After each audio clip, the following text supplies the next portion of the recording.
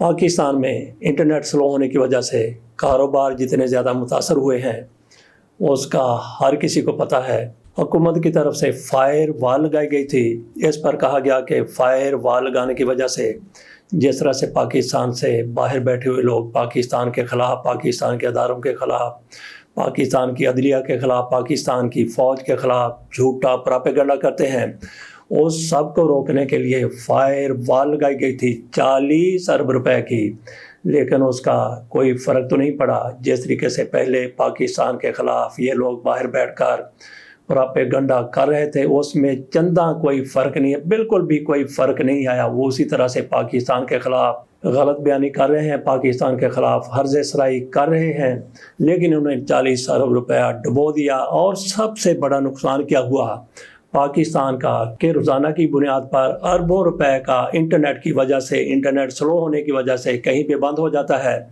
इस वजह से नुकसान होता चला जा रहा है। जब हुकूमत से इस बारे में पूछा जाता है तो हुकूमत कभी कुछ कहती है, कभी कुछ कहती है। पार्लियामान की एक कमेटी का इजलास होता है, वहाँ पे ज़िम्मेदारों को बुलाया जाता है। पीटीए के चेयरमैन हफीज़ुर रहमान साहब जो मेजर जनरल रिटायर्ड हैं वो भी वहाँ पे चले जाते हैं। उनकी तरफ से कहा गया कि बिल्कुल ऐसा नहीं है। इंटरनेट में आज जो मसले आ रहे हैं, जिस तरीके से वो स्लो काम कर रहा है, इसमें फायर वाल का कोई तल्लुक नहीं है। इसमें हुकूमत की तरफ से बिल्कुल ऐसा नहीं किया जा रहा कि जानबूझकर इंटरनेट को स्लो किया गया है। उन्होंने कहा कि केबल में फ़ाल्ट है, वो 27 अगस्त तक दुरुस्त हो जाएगी। उनकी तरफ से फिर मैं बता दूं, कहा गया कि 27 अगस्त तक मैरीन केबल में फ़ाल्ट दुरुस्त हो जाएगा और उसके बाद फिर इंटरनेट की स्पीड पूरी हो जाएगी, इंटरनेट का मसला हल हो जाएगा। ये हफीज़ुर रहमान साहब की तरफ से कमेटी को यकीन दहानी करवाई गई। उनसे कमेटी मेंबरान की तरफ से, कमेटी अरकान की तरफ से और चेयरमैन की तरफ से सख्त सवालात भी किए गए, लेकिन उन्होंने एक ही बात की कि 27 अगस्त के बाद इंटरनेट बिल्कुल ठीक हो जाएगा, कोई मसला नहीं रहेगा, स्पीड स्लो नहीं रहेगी। लेकिन आज 29 तारीख हो गई है, कल 28 तारीख थी, कल भी उसी तरह से मामला था।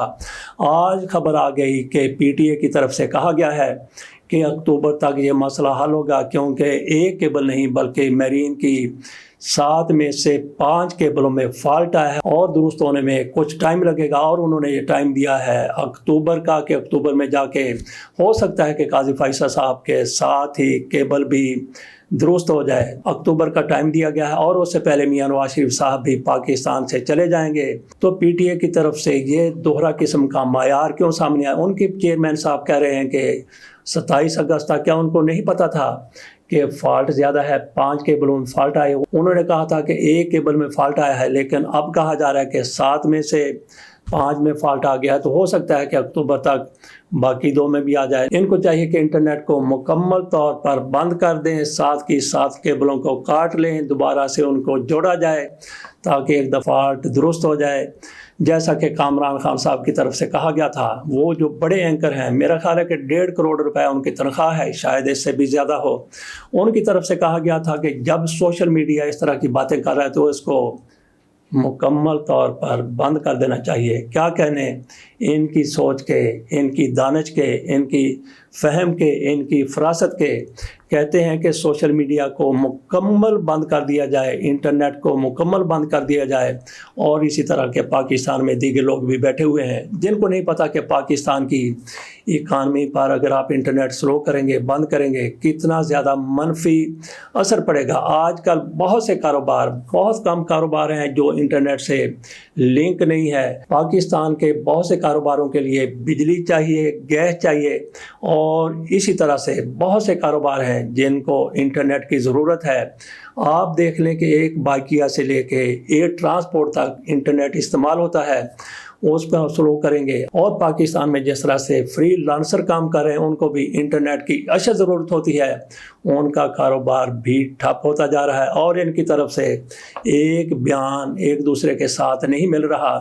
तो अगर इनको कोई फायरवॉल जैसा मसला है तो उसके हल के लिए कई और तरीके हैं। इंटरनेट को इस तरह से स्लो कर देना ये کوئی ایسا طریقہ نہیں. اور پھر شہباز شریف کو کیا اس کے بارے میں نہیں پتا؟ حکومت کو اس کے بارے میں نہیں پتا؟ اداروں کو اس کے بارے میں نہیں پتا؟ کیا یہ ریاست کی پالیسی ہے؟ کیا یہ رجیم کی پالیسی ہے؟ یہ کس کی پالیسی ہے؟ انٹرنیٹ کو اس طرح سے سلو کر دینا. جن لوگوں کو آپ نے قابو کرنا ہے انٹرنیٹ کے ذریعے، ان کو آپ ویسے بھی قابو کر سکتے ہیں. آپ بہت طاقتور ہیں، آپ کے ہاتھ بہت لمبے ہیں. تو ان غریبوں کو جن کا کاروبار انٹرنیٹ کے ذریعے چلتا ہے، جنہوں نے صبح اپنا کام کرنا ہے، شام کو گھر روٹی لے کے جانی ہے، جس میں رکشے والے ہیں، ٹیکسی والے ہیں، بائکیا والے ہیں اور فوڈ پانڈا والے ہیں، اس طریقے سے بہت سے لوگ ہیں جن کا کاروبار ہی 100% ڈیپینڈ کرتا ہے انٹرنیٹ پر.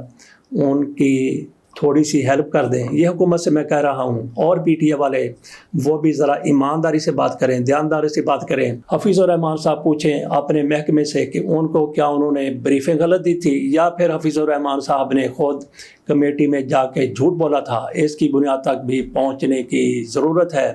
ایک بندہ میں شاہدرہ میں محمد رضا اس کا نام ہے، اس نے خودکشی کرنے کی کوشش کی. اس نے اپنے 5 بچوں کو، چھوٹے چھوٹے بچے، ان کو بھی زہر کھلا دیا، خود بھی زہر کھا لیا اور اپنی بیوی کو بھی زہر کھلا دیا. اس نے پھر 15 پر کال کر دی. اس نے کہا کہ میرے پاس نہ کھانے کے لیے کچھ ہے، گھر میں ایک دانہ بھی موجود نہیں ہے، اور 7 ماہ سے میں نے گھر کا کرایہ بھی نہیں دیا. تو بجلی کے بل کے بارے میں اس نے نہیں بتایا کہ مریم نواز شریف صاحبہ کی طرف سے وہ جو حمالہ جیسا ریلیف دیا گیا ہے، رعایت دی گئی ہے، اس سے اس نے فائدہ اٹھایا ہے یا نہیں اٹھایا. لگتا ہے کہ یہ بندہ اتنا زیادہ غریب ہے، اس کے گھر میں شاید اس دور میں بھی بجلی نہ ہو. بہرحال اس نے زہر کھایا اور اس کے ساتھ ہی اس نے 15 پر کال کر دی. 15 والے پہنچ گئے، ان سب کو بچا لیا گیا. آپ کہہ سکتے ہیں کہ ان لوگوں کی طرف سے ڈرامہ کیا گیا، زہر کھایا گیا ہوگا تو معمولی کھایا گیا ہوگا. اگر وہ ڈرامہ کر رہے ہیں تو بہرحال وہ اتنے زیادہ غریب تو ضرور ہیں کہ ان کو یہ ڈرامہ کرنا پڑا ہے. ویسے اس کو ڈرامہ کہنا بھی میں سمجھتا ہوں کہ زیادتی ہے، لیکن اس کی فیور میں بات کرنے والے یہ لوگ کہہ رہے ہیں کہ انہوں نے اگر مرنا ہی تھا، زہر ہی کھانی تھی، زہر کھا لیا تھا تو مر جاتے. 15 پر کیوں کال کی؟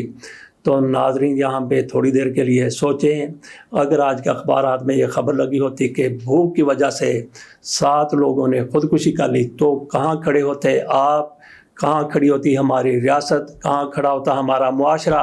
کہاں کھڑا ہوتا ہمارا ملک؟ پوری دنیا میں پاکستان کا کیسا امیج؟ ویسے تو پاکستان کا امیج پہلے بھی کوئی ایسا روشن اور چمکدار نہیں ہے، لیکن اگر یہ 7 لوگ زہر کھا کر مر جاتے تو پھر کیا ہوتا؟ تو یہ بندہ اگر ایسا نہ کرتا تو کیا کرتا؟ مسجد میں جا کے اعلان کرواتا.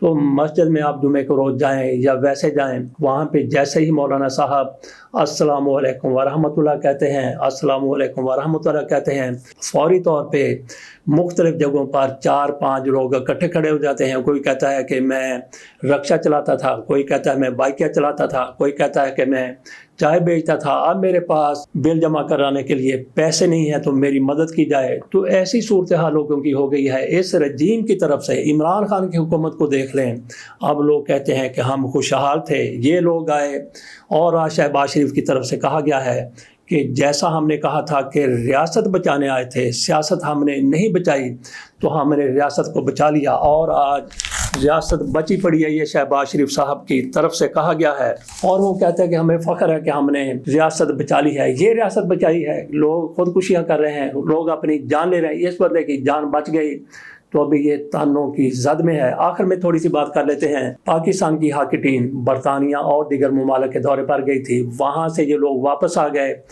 واپس آنے کے بعد 4 لوگوں کے بارے میں کہا گیا ہے، 3 کھلاڑی ہیں، ایک ان میں فزیو ہے. ان کے بارے میں کہا گیا ہے یہ دوبارہ سے پاکستان سے چلے گئے. کہاں گئے اس بارے میں انہوں نے نہیں بتایا، لیکن یہ کہہ رہے ہیں کہ ان لوگوں نے کسی دوسرے ملک میں پناہ کی درخواست دے دی ہے، پناہ کے لیے انہوں نے کہہ دیا ہے. ساتھ ہی ان کی طرف سے کہا گیا کہ ان پر ہم نے مکمل پابندی لگا دی ہے، ان کے پاسپورٹ ہم نے کینسل کرنے کے لیے درخواست دے دی ہے. انہوں نے پاکستان کا روشن چہرہ تاریخ کرنے کی کوشش کی ہے. کون سا پاکستان کا روشن چہرہ جو انہوں نے تاریخ کرنے کی کوشش کی، یا پاکستان میں کیا کچھ ہو رہا؟ بہرحال پاکستان سے کوئی ایئر ہوسٹسیں باہر جاتی ہیں، دیگر امرا باہر جاتا ہے، اپنی ڈیوٹی پر جاتا تو وہیں سے کھسک جاتے ہیں. کوئی پناہ کی درخواست دے دیتا ہے، کوئی وہاں پہ جا کے چھپ جاتا ہے. تو حالات پاکستان میں اس طرح کے ہیں، باہر حالات جیسے بھی ہیں، آپ نے پاکستان کو جس طرح سے بدنام کرنا شروع کر دیا، اور یہ 4 لوگ جو ہاکی ٹیم کے ساتھ گئے تھے پاکستان واپس آ گئے، اور اس کے بعد انہوں نے کسی ملک میں جا کے پناہ کی درخواست دے دی ہے۔ ان کو نام بتائے گئے ہیں، مرتضیٰ یعقوب ہے، احتشام اسلم ہے، عبد الرحمن ہے، اور فزیو ہیں وقاص صاحب۔ ان 4 کی طرف سے یہ سارا کچھ کیا گیا ہے۔ اس اقدام کے ذریعے پاکستان کی عزت پر، وقار پر یقینی طور پر حرف آیا ہے۔ لیکن یہاں پہ سوچنے والی بات یہ ہے کہ جو ہاکی فیڈریشن کی طرف سے بیان جاری کیا گیا ہے، ابھی تو ان کو یہ بھی نہیں پتا کہ انہوں نے کس ملک میں جا کے پناہ لی ہے، تو یہ کچی خبر تو نہیں ہے۔ پہلے پوری کی پوری انویسٹیگیشن کریں کہ کس ملک میں گئے ہیں۔ یہ ان کی طرف سے کہا گیا ہے کہ یہ دورے پر گئے تھے، وہاں سے واپس آ گئے تھے، واپسی کے بعد پھر یہ چلے گئے۔ جب ان کو بلایا تو کہا گیا کہ وہ مصروفیت کی وجہ سے نہیں آ سکتے، لیکن بعد میں پتہ چلا کہ وہ پاکستان سے باہر جا چکے ہیں۔ تو جناب کچی خبر ایسے ہی نہ پھیلا دیں، پہلے پوری تحقیق کر لیں۔ آپ کی طرف سے یہ کہنا کہ وہ کس ملک میں گئے ہیں اس کا کچھ پتہ نہیں ہے، اور کس ملک میں انہوں نے پناہ کی درخواست دی ہے اس کا بھی کچھ پتہ نہیں ہے، تو کچی خبریں تو کم از کم نہ پھیلائیں۔ ہو سکتا ہے کہ کل وہ آپ کے سینٹر میں، آپ کے کیمپ میں، آپ کے آفس میں آ جائیں، تو پھر کس طرح سے آپ بے شرمی والا منہ لے کے سامنے آئیں گے۔ پہلے پکی خبر بنائیں، میچور ہونے دیں اس خبر کو، اس کے بعد ہمیں میڈیا کو، پاکستان کو، معاشرے کو، دنیا کو بتائیں کہ انہوں نے پاکستان کے ساتھ یہ کیا ہے۔ اجازت دیجیے، اللہ حافظ۔